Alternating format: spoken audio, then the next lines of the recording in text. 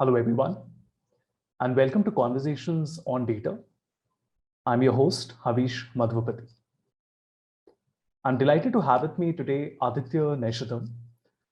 Aditya is a Senior Associate Research and Analytics at Knowledge Crystals, and he's also a visiting lecturer at MICA. Aditya has a proven track record of using mathematical modeling and analytical methods to solve business problems and improve processes. He's a graduate of Purdue University, where he did a BTech Industrial Engineering class of 2008 and has completed his MBA from MICA Ahmedabad, which is India's premier institute for strategic marketing and communications. He has specialized in the market research and analytics discipline, where he earned the gold medal for his academic performance in his specialization. He's proficient at R and SPSS for data analytics and has a keen interest in big data. He also has a high level of understanding of the technology involved in the domain, and he looks for every opportunity to improve his knowledge in this area. I'm delighted to have him with me here today. Hi, Aditya. Welcome to the podcast. Hello, sir. Pleasure to be here. Thank you for having me. So to begin with, tell us about your current profile and your journey so far. Okay. So I'm a graduate of Purdue University School of Industrial Engineering in the States. And in 2009, 2010, that was at the height of the financial crisis in the States. I was laid off from my job then and I had to come back home. I will say this, though, it was a pretty difficult time, but I do consider myself very lucky because I had a fantastic family standing behind me who sort of helped me to get back on my feet again. So I started then working as a production planning engineer, or rather in production planning for one of Asia's largest factories that made finished dosages of tablets. So essentially, anytime you go to the States and you pick up a Tylenol or an Advil, chances are it was made in our factory. And I was put in charge of production planning. And apart from that, before this, for a short stint, I was at the same company. I was also working with a team called Operational Excellence. Now, they were a team that basically used lean manufacturing principles and tried to apply them in the pharmaceutical industry. And that's a bit of a problem because the pharma industry itself is so regulated that if you want to take a pen and put it in another place, you need to get 10 signatures. So saying that, look, we're going to change your entire process and make it lean and more efficient was met with some resistance. So it was a little tough, but we still managed to pull off, some pretty good projects. One, we used linear regression to increase the yield of paracetamol from 6 metric tons to 18 metric tons. That was pretty cool, I thought. So, and working with that, I realized I loved working with numbers. I love statistics. In fact, stats was my favorite subject even in college. So that was also when this entire thing of big data analytics, that was sort of coming to the fore. It was becoming more popular. So I realized that this is the career I wanted. The more and more I researched about it, that was a career I wanted. So I quit my job, went into the whole MBA preparation process, and I got my admission at MICA in Ahmedabad. And the reason I chose MICA was because they had an exclusive program for, at the time, what was called market research and analytics. So after graduating there, I joined Grant Thornton in Bangalore as a data analyst. But then Bangalore didn't suit my health because I constantly kept falling sick. I came back here to Hyderabad, which is my hometown, and I've been with the company I've been with them, for about 4 years now. It's a startup called Brain Cognitive, and I work currently as a data scientist over there. Apart from this, I'm very lucky that MICA gave me the opportunity to come back and teach. So currently, I am the adjunct faculty in marketing analytics at MICA now, where I teach an introductory course of machine learning, SQL, and I also teach the application of machine learning in marketing. And I'm also their technical guide for their capstone projects. So it's quite a bit, and I'm doing that throughout the year apart from working. So that's it. I have 6 years now of experience in analytics, and it's been quite a journey so far. So, I have to ask you, since you Hmm. have done the industry stint, you still work and you teach, what is the value that you feel you can bring to the table when you're able to sort of fit what you learn and the real use cases in Mhm. the industry with the academic know-how that clearly is required in these areas? So there are a couple of things, right? And the lowest hanging fruit to touch upon is the fact that when you're in school and you're doing a simple regression, your data sets are always clean. First things first, right? It's always a structured data set which is already given to you. In the real world, you're not even given a data set. You're given a problem. And I've always said, there are four levels of difficulty in data analytics based on whether your problem statement is given or not, right? So a company might say that, look, we have this exact. So it could come and tell you, use linear regression to solve this problem. Great, your job is done, right? You have the question and you have the data. Both are available. The other end of the spectrum is when they don't have anything. They just come and say, look, our sales are falling, we don't know why, right? And you need to solve the problem. So you need to go figure out, okay, sales are falling, that's a business question. You need to convert that to a research question and measurable KPIs. And then after that, you need to go collect data for each of the, then model it and then give them a solution. So really, we teach our students to work at level one, right? Possibly the next level where we say, look, here is the question, find the data, and get the problem done. Most of the times you're working in one of two cases. Your company will come and say, look, we have a lot of data but we don't know what to do with it, so you derive some insights. And the second one is, like I said, when it doesn't have a question and it doesn't have data, it basically expects you to do everything from scratch. So that means you need to, uh, like I said, convert the problem to a research question with measurable outcomes, and then gather data, which is such a, I think, critical skill. Um, you know, so this is what I think I bring to the table, to answer your question, is that I can sort of touch upon these things and give them very real life examples to show them, what happens if you fail, and that gets their attention. So at least they're cognitive of the fact when they go into the real world, what they can expect when they come into the industry. Because I do feel there is a big disconnect between what is, our academia and what is expected in the industry, especially with the, I'm not going to say it's a bad thing, but definitely with the mushrooming of course, training centers and online courses, which say, data scientist in 3 months. I mean, come on. In 3 months, the only thing you're going to learn is the code. You can't even interpret it, I feel, unless you have that background. So there's a lot. And that's what I keep telling my students as well. Right. I absolutely agree to what you said. The fact of the matter is that when you're working for the sake of learning, it's great to create these perfect, elegant solutions. But Yeah, then, fact of the matter is that in a real world setup, you have so many external factors to deal with. You have to be able to articulate your solution to different stakeholders. You always have deadlines. So, in your mind, you can probably create four models, but time doesn't permit, right? For, absolutely. for you to have the luxury of trying all four and then narrowing Yeah, down to the best one, right? So I think that is again a skill that is probably not what you expect an institute to teach you. Maybe on an individual level, you as a faculty can go that extra mile and try to do that.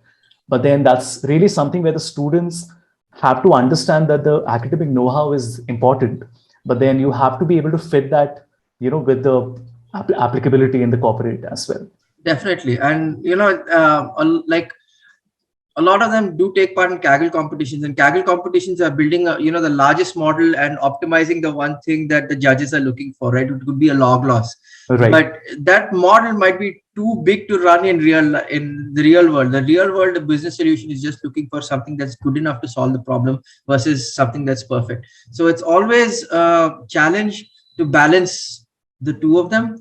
And there's also this thing about, what you do after the model has been deployed, because say a model has been deployed, it's working, let's say, for 2-3 years, but there's something called model shift, where some a new feature might need to be included in your model and you've not done it. So model maintenance, model updation, that's also something that, as an industry person, I do think I can bring to the table and talk about it shed light on it and things like that.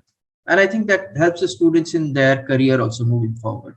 Yeah, I think the model shift that you mentioned is a very interesting point, because a lot of students who are getting into data now are not engineers, right? They don't come from a programming background.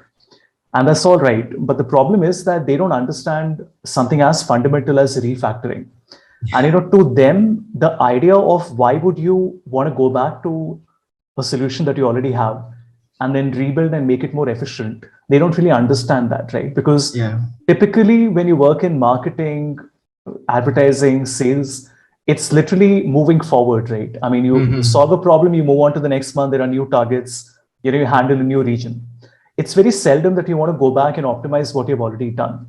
We are looking too much into the future, not really looking back at what we have done and trying to optimize it. And that's why I tell everyone that when you're trying to attempt to be a data analyst or a data scientist, it's very important to have your 101 on programming very clear, because fact of the matter is no code, low code all sounds fantastic. And to some extent it is the future, but then it's never going to replace, it's all going to supplement and complement what we already have. And then, I think we have had this discussion before about how what you have on the internet is mostly for the advanced users, not for beginners. Right? Because to be able to search for the right thing, let alone search, to even ask the right questions, right? It requires a lot of skill and many hours that you have to spend on it. For example, even on VBA, which is now a 31 years old language, if you go to Stack Overflow, there are 1.8 lakh problems and solutions on Stack Overflow on a language like VBA.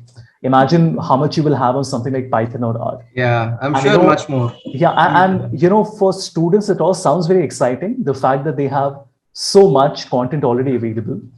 And even for corporate clients, when I tell clients that there is Stack Overflow, they get so excited and they feel that this is where they have all the solutions, to all the problems they will ever encounter in their life, which probably is even true. But the problem is, how do you curate it? How do you even jump to the right page? And even in the same page, how do you identify the right section that matters to you? I think I've actually had this conversation with my friends where I said that I could probably build a billion-dollar company just by coming up with interface for Stack Overflow, saying that here's my problem, I'll bring the right solution from Stack Overflow.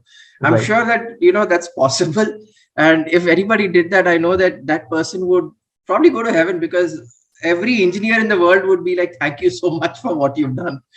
Because Stack Overflow, it's nice to have. And then the first time I think a student or anybody sees Stack Overflow, they're like, "Bhai, ye to khazana mil gaya." We've got the silver bullet, we've got the golden ticket. But when you start to implement those Stack Overflow solutions and you start getting bugs and errors in your code, you're not sure where that come from. That's when it all goes to hell. And that's why you're right. Knowing programming is very, very important. And like you said, I have no problem in the fact that they are not technical people. In fact, I welcome it. I do believe they have something very special to bring to the table. That being said, I also truly believe anybody can learn the basics of programming as is required for data analytics. No one's asking you to be a software engineer. So but this is necessary, and students do need to spend their time on this. They need to learn, even if they're using something like Jupyter Notebook, right? It's very easy to in fact, if your order of cells is not clear and then you submit that notebook, it becomes very difficult for somebody to read and interpret. Even though you might be getting the correct results, he'll not be able to run the code, because a variable that you declared in one cell might appear 10 cells after. So just things like that. So it's very important that your basics are correct, and don't depend on Stack Overflow for a copy paste solution. It doesn't happen. Right. The problem with copy paste is that it's very gratifying for you to write 50 lines of complex code, and obviously you get the result as well. But the merit of probably writing 3 lines of code, having 30 errors, going to Google and figuring out why that happened, and then learning in that process. The learning, exactly. I think that's the exercise that everybody has to undertake, right? It's quality, not quantity, right? I mean, even in corporate clients, a lot of time when I used to work on VBA, clients would ask me, how many lines of code is it? And I'm like, why does it even matter, right? I Matter, mean, exactly. it could be 20 lines or 100 lines of code, right? I mean, it's the complexity, it's the libraries that I'm using, it's the methods that I'm using, it's the efficiency that I'm putting in, right? But then these are issues that have always been there. I mean, the running joke in organizations is that if you read the bloody documentation, most of your problems won't arise. But Yeah, nobody wants to read the documentation because it's not fancy, exactly. right? It's It's not not easy to exciting. read. It's not like, they're like, hey, yaar, to boring hai, yaar. What is Correct. this? I'm not able to get it. Correct. Documentation mein kidhar hai mera problem. So, it's, Right. uh, but then the thing is, like, nowadays documentation has become so easy to read, because even online, when you look at something like Power BI or something, it's such an easy documentation to read Correct. because the visual cues, and it's very neatly laid out. It's not like it's a trouble anymore. Right. And just to add to your point that how many lines of code, it could be argued that someone should be paid more money if they've achieved it in less lines of code, because that just shows how good at their job they Right. are. So this entire thing by I'm going to pay by line, matlab, you're not buying vegetables in a market. Like, it doesn't make any sense to me at all. Like, how big is your solution? Well, Yeah. it doesn't matter. I got the I job done. remember I was speaking to this um, chief general manager at Indian Hmm. Oil, and he was sharing with me that he used to be a programmer. And then this is back at a time when you really had limited space, right? So if you had to write 100 lines of code, you had to write 100 lines of code and no more, because Hmm. space was expensive, right? Okay. And you had to optimize. And I was just sharing with him, and of course he doesn't code now, but then now I told him that that problem isn't there. We don't have that boundary where somebody is restraining you, which is both a good and a bad thing. The good thing here is that it empowers more people to be able to create solutions where it's Right. not as rigid as it was before. But then on the bad side of it, you end up getting a solution without even understanding completely how you did it, right? So I think that's where the balancing act comes in. Okay, so moving on to the career options. So in the data analytics, data science space, I'm just for Hmm. convenience putting both of them together. What are the different career options available to students? Right. So this is something I talk about, like in the first 1 or 2 sessions when I teach. In fact, the first session probably. There are technical options and non-technical options, right? So let's just first make that distinction. In the technical options, there's the big three. Now, you could find others, but I do believe that there's some kind of derivative of these three: business intelligence, a data analyst, and data scientist. And let's understand that one, it's like a ladder, one is on top of the other, and the skills required are additive. So at the bottom rung you have a business intelligence. Now this is somebody who's just answering questions like what happened, using basic statistics to describe what happened, and then based on that you are trying to derive some kind of business insight out of it, right? Generally the skills required or the tools required by this person are SQL, some kind of visualization skill. It could be now see, let's make one thing clear. Excel is hygiene for MS Excel is hygiene if you want to come into this field. And the best thing is anybody can learn MS Excel. It's not difficult. From a high school kid right up to a PhD level, you can learn MS Excel. So you're learning that you know some basic SQL, how to write some basic queries to get the data out. A visualization tool like Power BI, and some basic knowledge of statistics. You don't need to learn machine learning. However, you do need to understand things like a trend line, slope, and intercept maybe. And this is what a business intelligence person does. So in the uh, in the hierarchy of things, there's descriptive, prescriptive, and predictive and prescriptive. This person is doing mostly descriptive analytics and some amount of predictive, not much. A data analyst needs to have all these skills that a business intelligence person has. On top of this, they need to have coding skills in Python. Coding skills and what these people do is they answer a question that's generally one off. In a business question, for example, a person could come and ask me, how many segments do I have in my customer base? So I might use a clustering technique and find those segments, right? So this person needs to understand coding. They need to understand machine learning. and deep learning too depends on the use case. In marketing, deep learning I don't think has many uses, primarily because it's a black box. And if I tell my client that you have or your sales are going to go up by 5%, next question he's going to ask is why. And if I've used deep learning, I cannot answer that question. So you need to be very good at statistical learning, your traditional ML techniques. So you need that, you need coding and everything that I just described in the business intelligence needs to have. And like I said, you're answering these one-off questions of what is this or why did this happen. So you're doing some descriptive and predictive analytics. Even prescriptive analytics is possible. Now a data scientist is a much more specialized role, because over here principles of software design start to apply. A data scientist is someone who actually uses these algorithms and builds a tool that is incorporated into a larger software. The best example I like to give is anybody who's used those Instagram filters which put bunny ears and a nose on you. How does that algorithm know that, okay, here the ears go and here the nose? That's a deep learning algorithm, right? But that algorithm has to be first, apart from being created, it has to be packaged. It has to be, you need to write an API. It has to be incorporated into the main software of Instagram. So now you need to start worrying about object orientation and these kinds of things, right? So you need to have some kind of orientation as a data scientist towards building these towards software design, so that your code can get integrated with the mainframe. So these are the three kind of technical skills that are technical job options that are available. And non-technical side, you could just be somebody who works into maybe a consulting role, who understands ML and analytics very well, goes to a client and says, okay, what is your problem? I think my team can solve this using these methods, who can be that sort of bridge. And I think all four careers are extremely rewarding, extremely exciting. It just depends on what your mindset is and where you want to go. Data scientist, of course, is the glamour role. Thanks for nothing, Harvard Business Review. I will say this right now. But I see myself as a data analyst. I don't want to be a data scientist. I never want to get into software design. I just not what I want to do.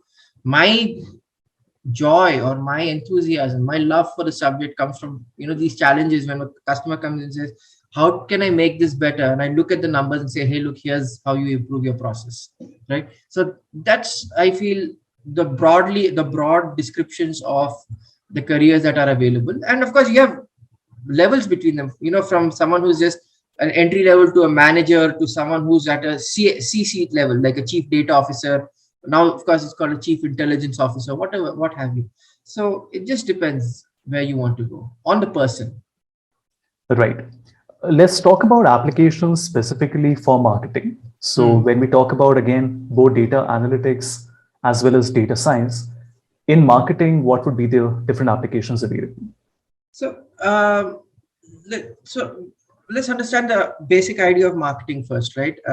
Marketing essentially means adding value to all the stakeholders. That's essentially, or another good definition of marketing is matching a service or a good with a customer in the most efficient way. And that most efficient way, finding efficiencies, that's where data analytics really adds value. And mind you, I'm not saying data analytics. When I say data analytics, I don't mean pure machine learning. You could just use simple plain statistics to explain a problem, right? So if we talk about simple plain statistics, one of the most common use or applications in statistics is basic hypothesis testing. Now, if you look at A/B testing, it's a direct application of hypothesis testing, right? A/B testing is basically saying which, let's say on Netflix, which thumbnail works better, got more clicks, or induce more people to watch that particular movie. Bahubali, for example, do I put a picture of Prabhas, who is the lead, or do I just put Bahubali, the name, or do I put Bahubali, Prabhas, Anushka, which one? Right? So that is just a simple A/B testing or an ABC testing using statistics to find which version works better. Another, sticking with product, we can use simple linear regression for something like conjoint analysis. Conjoint means considered jointly. So the idea is that in a cell phone, if Apple comes out with a new cell phone and says now my camera has gone from, let's say, 100 megapixels to 150 megapixels, how much more is the consumer willing to pay for it? How much value are they putting on each individual component of a particular cell phone?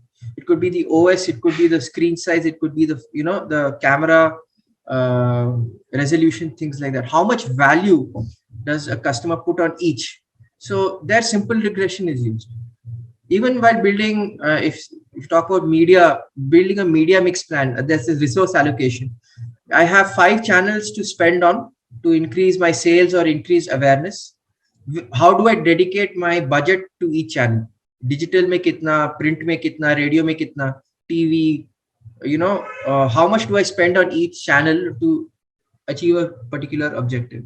So there, and of course, these are supervised methods. Unsupervised methods, like I mentioned, segmenting your market, segmenting your customers is a pure application of clustering. So there's RFM analysis available, of course, which is recency, frequency, and monitoring. But for that, I find those are more applicable in something like maybe an e-commerce domain where you have a unique ID number, which is the most necessary thing if you're doing an RFM analysis. You need a unique ID number for each person who comes and transacts on your website. But say you're a large FMCG or an automotive firm or a telecommunications firm, you want to know what kind of customers I have out there, how many segments do I have? Pure clustering problem, right? So these are just some of the applications. I've not even talked about things like Monte Carlo analysis or the brand switching problem using Markov chains. It's very, very exciting. If you find that you love problem solving and you're somewhat fond of numbers, if you have that curiosity, analytics is such, I think it's the best, most rewarding career that you can ever have. And I think that's why I love it, because I don't know, to me the entire thing is one big jigsaw puzzle, and analytics helps me put the entire thing together. So these are just some of the applications, and it will continue. When you talk about personalization, which is the holy grail of marketing, it's nothing but a deep learning model running in the background. So there's plenty of them you'd probably have to dedicate an entire podcast series to applications of analytics in marketing, but these are just some of them. Right. Let us say that you're not a BSchool student and you're somebody who has spent 7 years working, let's say, with the Hindustan Unilever in sales, and you are attempting to start learning ML. Mm-hmm. In addition to learning the technical know-how, what other courses would you suggest are a good fit? Should they be learning advertising and sales promotion, product and brand management, marketing research, or maybe something else? So let me say this: if they spent, let's say, 7 years, I'm assuming this maybe at a general management, at least they've reached middle management by that time, right?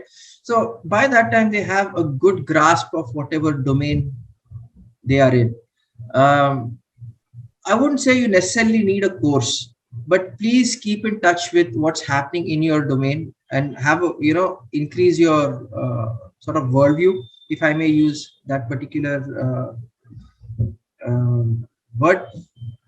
Probably a course in statistics, because see, when you take an ML course, most ML courses assume statistics karke aaye, but that might not be the case. So please learn ML for math, math for ML, statistics for ML. Finish these off and then attempt the ML course. And at the same time, improve your capability with Excel and programming and sequence. So make sure that your base is set before you even jump into the deep end of because ML is the deep end of the pool, right? Even though people tell you can be a data scientist in 3 months, no, you can't. I'm sorry. It takes 3 months to understand statistics behind the problem. And this is what will happen if you go in without statistical knowledge. You will not understand a simple thing like setting a particular coefficient to 0. What does that even mean? When I start using words like null and alternate hypothesis, what does that mean? You will not get it. So please make sure that you set your base. It's never too late to start learning. And the good thing is, setting this base doesn't take a year or 2 years or whatever. It takes 3 to 4 months of maybe half an hour of practice on the weekday and 1 to 2 hours of practice on the weekends if you can afford that. But it's not difficult, is what I'm saying. So make sure that this is done, and then get into ML. That would be my advice. Right. That's very helpful. Just to follow up to that, a lot of people are on the fence, right? So 7 to 10 years in the corporate, in a non-technical, non-ML, non-data analytics role.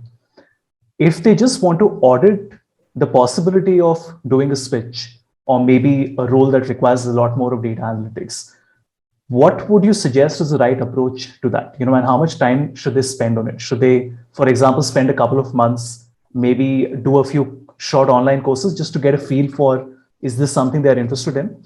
Because see, the problem is most of the people who want to get into it merely because other people are saying it's exciting, right? And those are the wrong reasons, because this is a one-way street. I mean, once you enter this area, it's very binary. You either like it or you hate don't, it, right? I mean, you can't merely survive in it by doing the bare minimum, right?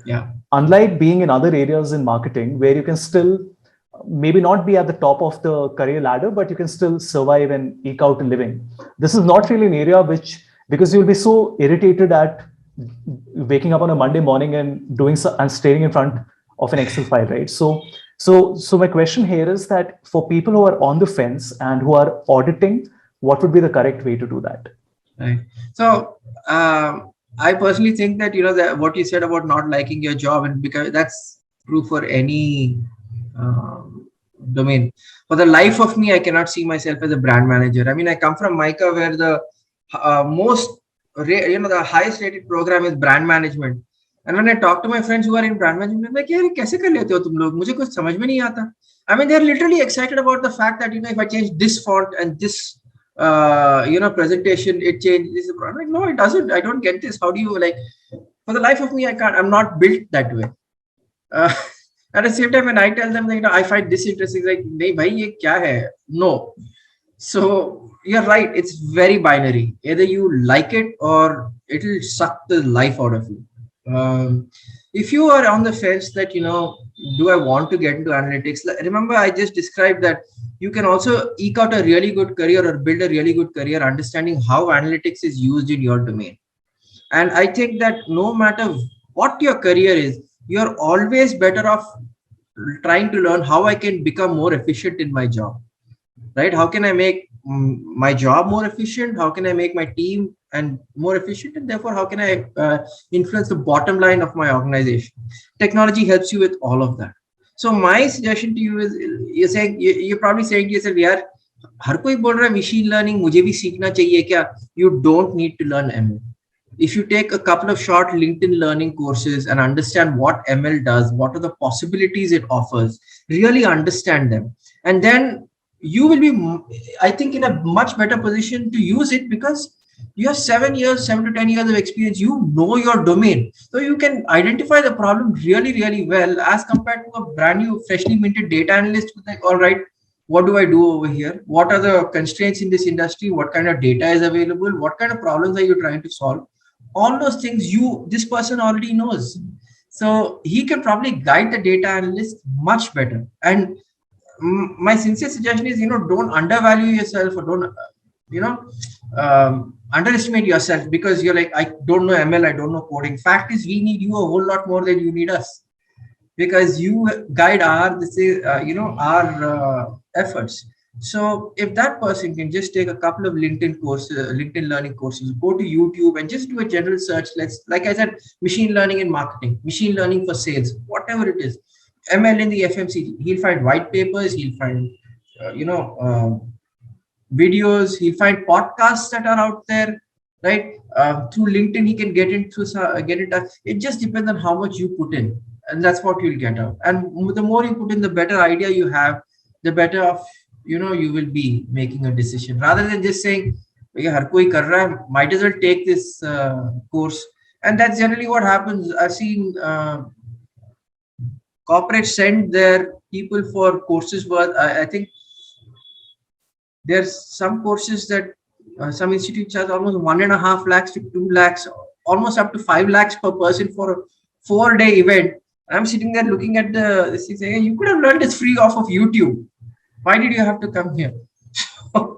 it just depends on what you want to do. I would honestly suggest, please don't underestimate yourself because you don't know ML, but learn what ML offers, the possibilities it offers, and learn how to use it, and you'll be all right. You'll be all right.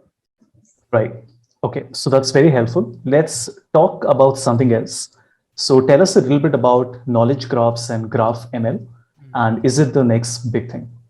So this is an area that I'm very, very excited about. To answer your question, yes, I do believe it is the next big thing. So for our listeners, I'll just explain briefly what a graph database, or the difference between a graph database and a normal SQL database is. A SQL database essentially works like a table, right?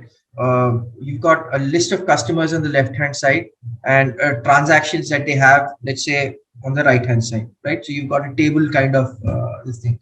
Or another thing, or another way to put it is, I've got a student's name as a row, and as a column header, I've got the course name, and within the each cell as a value, I have got a grade that he has got for a particular course. Now, this kind of database has been around for donkey's years, and the way to optimize these databases also, that the research has gone on for about 30 years. So when it comes to optimizing transactional data and all of that, your traditional RDBMS works very, very well. I'm not going to reinvent the wheel. But what graph databases offer, why they are important, is when the relationship between that data, that becomes important, right? So if I was to say A is a friend of B, B is a friend of C, so A is a friend of C, right? So when you have these kind of relationships, definitely graph databases become very, very important. In fact, every social network out there operates off of a graph database, right? And why graph databases, I believe, are the next best thing is because for personalization, one of the main use cases is for personalization. If I was to build a recommendation engine using, let's say, a market basket analysis or something like that in Python, that entire thing would take me, let's say, 20 or 50 lines of code. Maybe in graph databases I can do it in 5. The answer is quicker, it is faster, it is much more efficient, and on top of that, so let me just say this, graphs have been around forever. I think since the 18th century, but right now we have the computing power to truly build knowledge graphs and graph DBs and things like that. If anybody would like to learn more about this, Stanford has an entire seminar series of what knowledge graphs can offer. No technical knowledge required. Just sit down and watch. It's about 40 hours of 40 hours of content. I mean, it's just amazing. Fraud analytics, which people have used normal clustering for. See, the one thing about fraud is this: the method by which people create fraudulent transactions are not always the same. They find a loophole, companies close that loophole, they find another loophole which the company is not even anticipated. So we are like, it's like playing whack-a-mole. You hit one down, one more comes up. What becomes important then is who is transacting with who knows who, what is the difference between their time of transaction. All of this is very, very easily done with graph databases. In fact, the Panama Papers, which were the tax evasion scandal that had happened, people used graph DBs on that, and they were able to come up with such amazing connections between people. They were totally stunned, right? And that's when I sort of realized that this is going to be absolutely massive when it comes to data analytics. I really, really believe that how SQL is taught as part of the syllabus, graph DB is like Neo4j. They should be now included in part of the syllabus, and any BSchool who does that is far ahead of the curve. So I would really recommend taking a good look at graphs. Right. Let's talk about digital transformation. Is it just a buzzword? Is it something you would hear CEOs talk about? And what is the applicability of digital transformation to a BSchool student? Right. So my definition of digital transformation basically means changing a company's way of doing business. And it could mean changing the business model. even bigger challenge is changing the culture within the company to become a business first. A digital first business. Now, companies which are born digital like Amazon and all of them. So, if you talk about the not one, Meta, Amazon, Apple, Netflix and Google. Apart from Apple and Netflix, all of the others were born digital. So, let's not talk about them. They already have a really good, strong data culture. Netflix is a good example of digital transformation. A company which basically sent out DVDs is now a streaming company, and not only that, it's a production company, right? So you see how adopting that digital culture allowed the company to firstly not just stay relevant, but become one of the most valued companies in the world. So, of course, it is extremely necessary for a B-school student to understand how can I apply these digital technologies to make my company more, to keep my company relevant, to keep my company operating 10, 20 years, even 50 years from now. And this is something that, company need to start dictate, it need to incorporate as part of their DNA. Otherwise, they're not going to survive very long. There's not going to be, even pharmaceutical companies, to some extent, pharma, because I've worked in this domain, pharma has been done the exact same way for almost a century. These guys really need to start looking at, how we use technology like blockchain, uh, of course, machine learning, and something that's come along, graphs, and something that's come along recently is robotic process automation, RPA. How can we start to use them throughout our company so that we are a digital first company, right? How do we increase our efficiencies? How do we improve our business model? How do we stay ahead of the curve? One of the things that pharma companies face is the counterfeit problem, counterfeit goods. And counterfeit goods are far more serious in pharma because now you're talking about life-saving drugs, right? So if I can use blockchain and machine learning to ensure that from the time of raw material to the point of sales, it is the same exact, I'm tracking the entire supply chain through blockchain usage and machine learning usage to find fraud in each. I mean, you've eliminated a problem which costs the pharmaceutical industry almost currently $7 to $10 billion a year.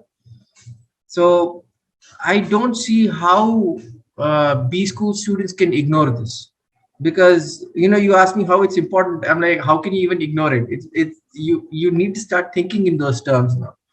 Another thing, staying on this particular line of thought, the future of analytics or whatever.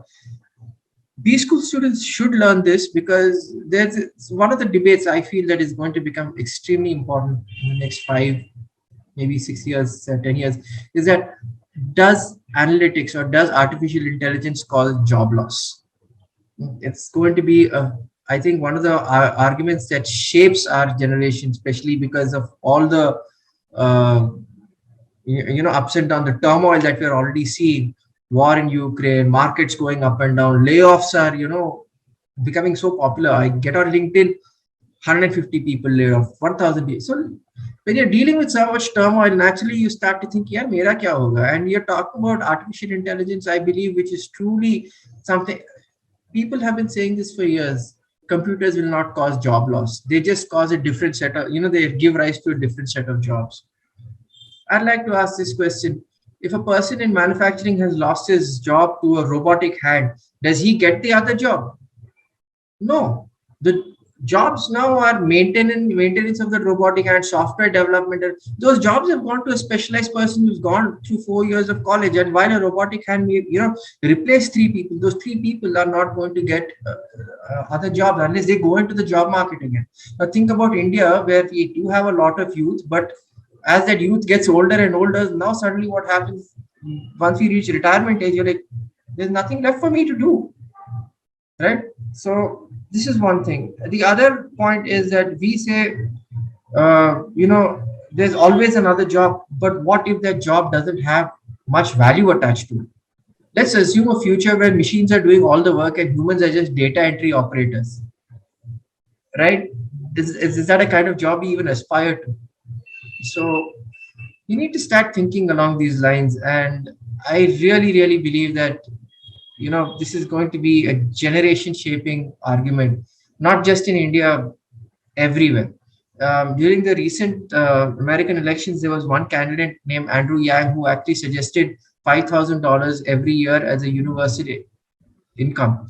And it's not just, people like him, hardcore capitalists like Elon Musk are saying that if a person is using process automation, we need to start discussing universal income. Guys like Bill Gates have proposed that, if RPA or if automation or AI is used for automation, that company needs to pay an automation tax, and that tax should be used to retrain. So it's not just something that's happening on the fringes. These hardcore capitalists are talking about it. It's in the mainstream, and you cannot afford to sort of discredit it, especially if you're just starting out, because 7 years into your job, you realize that, oh my God, I don't know, this machine is doing half my job now. Where do I go? That's a little too late to start asking the question then. So digital transformation is extremely important. You need to learn how it works, what are the principles involved, how to apply it to your organization. And if you don't, you're just setting yourself to become obsolete, I feel. And yeah, you cannot ignore it. Right. That's a very strong take on things. But, on a lighter note, when students ask me, what do you expect to happen in the next 5 years? I evade that question. And I tell them that 5 years back in 2017, if you had asked me what would be the future of Excel in 2022, I would never have guessed the sort of things that are happening today. Most of my time and effort is spent working on Excel. And in Excel, now we have Visual Basic, we have Power Query M, we have Power Pivot DAX, we have JavaScript, we have TypeScript, we have Python integration that is going to come natively into Excel. That's the next big thing. We have JavaScript web apps with us as well. And now we even have Lambda, so we can basically create anonymous functions in Excel. It's a Turing complete language. All of these things have by and large happened in the last 5 years, right? And when people ask me, what do you expect to happen? I said, I don't have any clue. And, that's both, on a serious note, it's a little confusing and irritating that you don't know what's going to happen. But then change doesn't happen overnight, right? I mean, you just train yourself and you get all the arsenal in place to be able to handle all the changes that will happen. I think that's the only thing you can do. But if you want a clear, nice, packaged answer that this is what you need to do, that's not how it would work. I remember when I was working on Excel in 2015, 2016, when I started my corporate training career, I was very afraid. I was afraid because I sensed that Excel might not be there forever, even though that was proven untrue, because Excel now has a resurgence due to all the efforts that Microsoft has been putting behind it. Yeah. But then I was very afraid, and I started telling myself that I can't survive on the merit of my modeling skills. And hence I started teaching myself coding, right? And I'm happy I did that. Similarly, today I have started, like you said, to dip my toes into different areas. So RPA, Power Apps, Power Automate, because we don't really know what will have the biggest impact in the future. And in my role as an independent consultant, what combination of these things I have to use, we don't know that, right? But we just have to be prepared.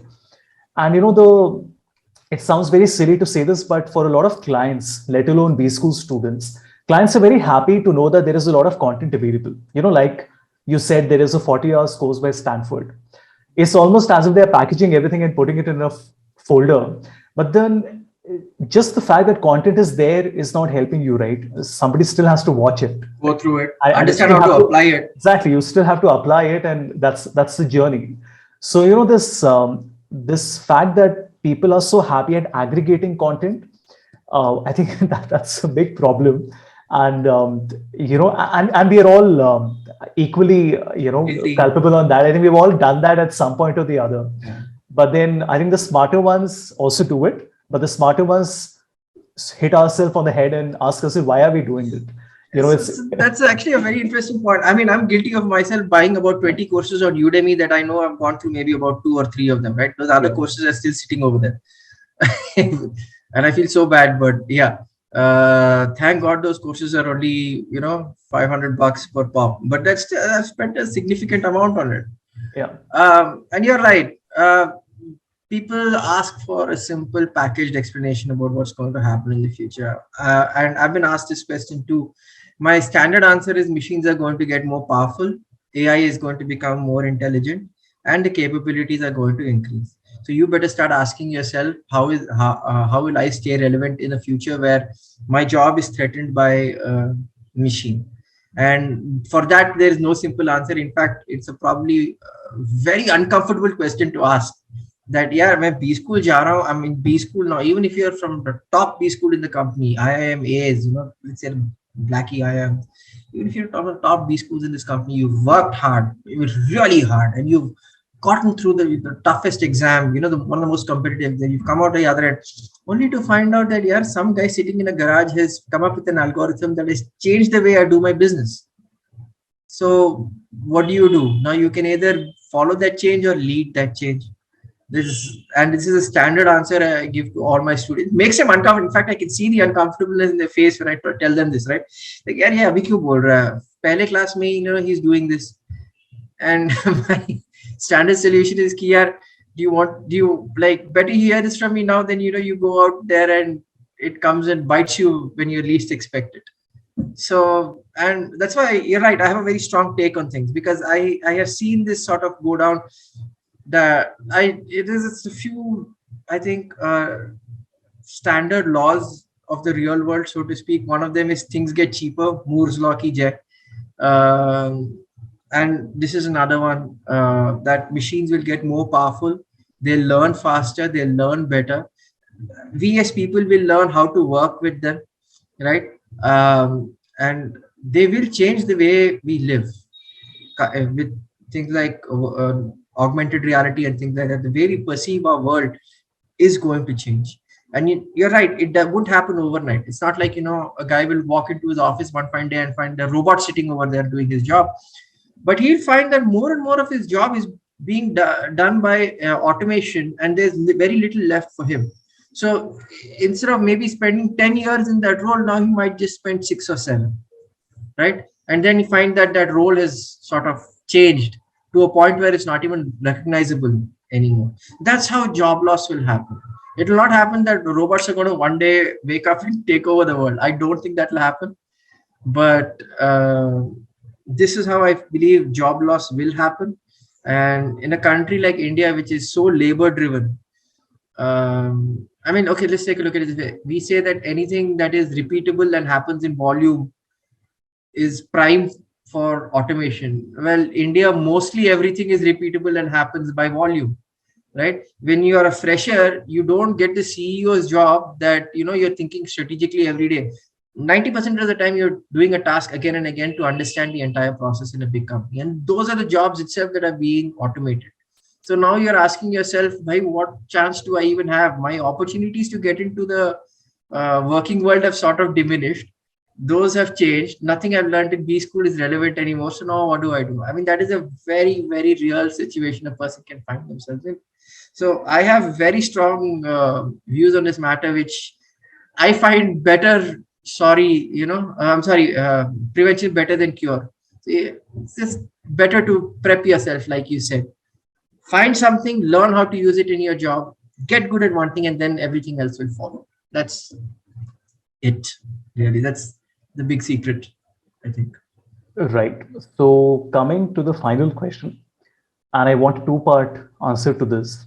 Advice to B school students, but I don't want a blanket advice. I want advice for students who intend to be in the area of data, a data analyst or data scientist, somebody in BI, and to students who will pick up any profile not directly related to data, where they're just consuming data most of the time, rather than authoring models and creating reports. So what would be the two pieces of advice to the two groups?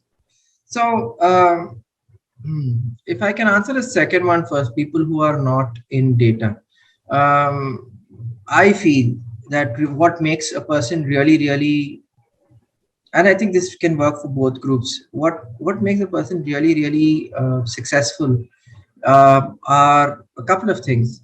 Smartness helps, but the fact that you've come out from a good B school basically established this is the fact that you do have above average intelligence. So I'm just going to assume intelligence is a constant in most students, for what it's worth. It's a what I find helps, and I think what is really sort of, as a teacher, I've seen this is that my students have gotten smarter and smarter, but they've gotten less patient.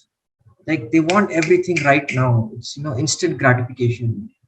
This entire thing, and that doesn't work in the real world. It works very well on social media, where I do understand a lot of you do spend your time because a lot of you develop a brand, a persona on social media. In the real world, it doesn't work like that. You need to spend time. You need to develop relationships. You need to, uh, learn how to listen. And most importantly, you need to learn how to persevere. Things are not going to go according to your plan.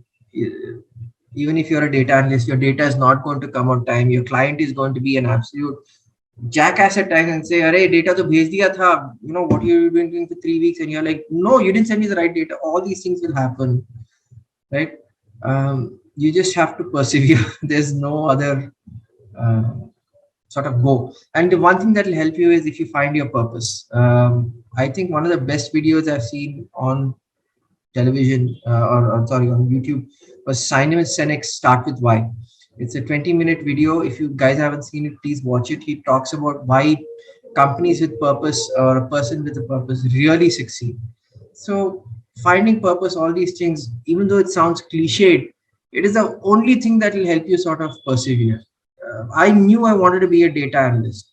So no matter how many things I had to give up to learn outside on the job, I didn't mind giving them up because I was like, I need to get here. This is what I want to do for the rest of my life. That meant, not in my personal life, not hanging out with friends and all of that is one thing. But at times in my official life, if it meant that, putting a hard stop to my work, no matter what my boss thought, and getting on to my studies, I did that also. And those who really, understand what you're doing will appreciate what you're doing. So this is the advice I have, blanket sort of, common. For a good data analyst, there's a couple of things. Now, the technical grounding is one thing, right? Your statistics, the modeling part. We've talked about this at length. And in a good B school, or if you learn through yourself, you have that. Your technical grounding is solid. You also touched on one thing, the ability to communicate to all the stakeholders, right? Build that relationship with them, understand the problem, translate a business problem to a research problem with KPIs, and then, communicate your solution. That is also extremely important. One thing I find, and I use stories to, sort of, the example, like to make the point rather. I have two stories that I like to use. In the 1960s, when Kennedy was fighting, I think it was Nixon in the US presidential election, the Republicans who represented Nixon were doing polling, and they were calling up everybody and asking, whom will you vote for, Kennedy or Nixon, right? And they all said Nixon. So everybody was like, great, Nixon is going to win, let's party. And guess what? Kennedy won that election. Later, there is this, even before that, there's a story of Abraham Wald. This man was a part of the, he was a statistician in Colombia. And what happened was the US Army came to him during the Second World War and said that, where do we put the armor on our planes? This is a common question that goes around. It's been driven a lot, but where do we put the armor on our planes? Here's where we've got a statistical analysis of where the bullet holes are. Should we put them over here? And he says, no, you're looking at the wrong data. These are the bullet holes of all, you've done your analysis on all the planes that have come back. What about the planes that were shot down? Shouldn't you be looking at them? In the first example, why Kennedy won was because these people were using phones to call up everybody. When in the 1960s, only the rich people had phones. And the rich people tended to vote Republican. So that was our first echo chamber before Facebook. The point I'm trying to make is this, in both cases, they didn't recognize bias. First one was confirmation bias, second one was survivorship bias. You want to be a good data analyst, learn how to recognize bias in your data. Understand that your data is 100% going to have bias in it. If you're saying that, no, I'm going to remove all bias from my data, it's not possible. You will have bias in your data. So learn how to recognize bias, how to deal with it. This is one thing. And the second question, and to the second point I tell, and this is something both are these something I discuss in classes. When I tell second story I use is the story of Moneyball, right? He basically said, I'm going to change the way this game is played because I don't have money, right? I need to win some games. So how can I use statistics to find the best players? This guy challenged the standing norm, right? He asked, why do things have to be like this? So these two things are extremely important for any good data analyst. I think the highlight of your career as a data analyst will come when you kill a sacred cow. When you basically go and say, oh, you thought this was happening. No, the data says this, right? And you kill the sacred cow. So that's the moment you should live for. Everything else that you have, your technical grounding and all that, we can teach you in school. That can be taught. But this recognizing bias, this thing of asking why, I can't teach you this because this is attitude, this is intuition, and this you can only develop through constant practice. And I think this is something that separates the good data analyst from the great data analyst, right?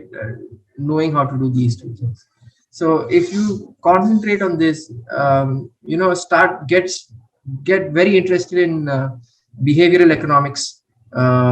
Study books on behavioral economics to understand why bias happens, how people behave in the real world, and look at people who've sort of always challenged the norm.